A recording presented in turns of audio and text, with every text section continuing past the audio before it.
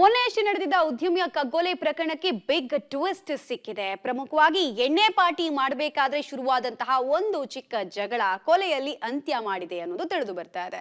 ಹಾಗಾದ್ರೆ ಕೊಲೆ ಪ್ರಕರಣವನ್ನ ಪೊಲೀಸರು ಭೇದಿಸಿದ ಹೇಗೆ, ಕೊಲೆ ಮಾಡಿದ್ಯಾರು, ಇಂಟೆನ್ಷನ್ ಏನು, ಮೋಟಿವ್ ಏನು, ಬನ್ನಿ ತಿಳ್ಕೊಳ್ಳೋಣ.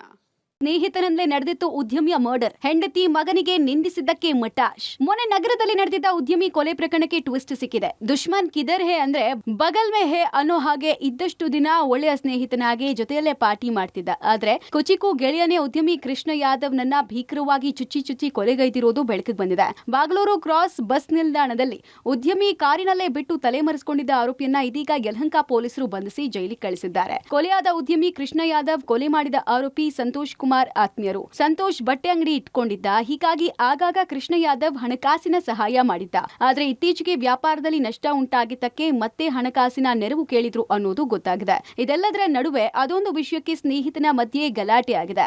ಕೃಷ್ಣ ಯಾದವ್ ಕೊಲೆಯಾದ ದಿನ ಅಂದ್ರೆ 4 ದಿನಗಳ ಹಿಂದೆ ಸಂತೋಷ್ ಹಾಗೂ ಉದ್ಯಮಿ ಇಬ್ರು ಕಾರಿನಲ್ಲಿ ಎಣ್ಣೆ ಪಾರ್ಟಿ ಮಾಡ್ತಿರ್ತಾರೆ. ಆ ವೇಳೆ ಕ್ಷುಲ್ಲಕ ಕಾರಣಕ್ಕೆ ಇಬ್ಬರ ನಡುವೆ ಗಲಾಟೆ ಆಗಿದೆ. ಆಗ ಕೃಷ್ಣ ಯಾದವ್ ಕುಡಿದ ಮತ್ತಲ್ಲಿ ಸಂತೋಷ್ ಕುಮಾರ್ ಮಗನ ಬಗ್ಗೆ ಅವಾಚ್ಯ ಶಬ್ದಗಳಿಂದ ನಿಂದಿಸಿದ್ರಂತೆ. ಇದೇ ಕಾರಣಕ್ಕೆ ಸಂತೋಷ್ ರೊಚ್ಚಿಗೆದ್ದು ಕೊಂದಿದ್ದಾರೆ. ಸದ್ಯ ಘಟನೆ ಸಂಬಂಧ ಯಲಹಂಕ ಪೊಲೀಸ್ ಠಾಣೆಯಲ್ಲಿ ಪ್ರಕರಣ ದಾಖಲಾಗಿದ್ದು ಆರೋಪಿ ಸ್ನೇಹಿತನನ್ನ ವಶಕ್ಕೆ ಪಡೆದು ವಿಚಾರಣೆ ಮಾಡುತ್ತಿದ್ದಾರೆ. Nagesh, crime bureau, public TV, Bengaluru.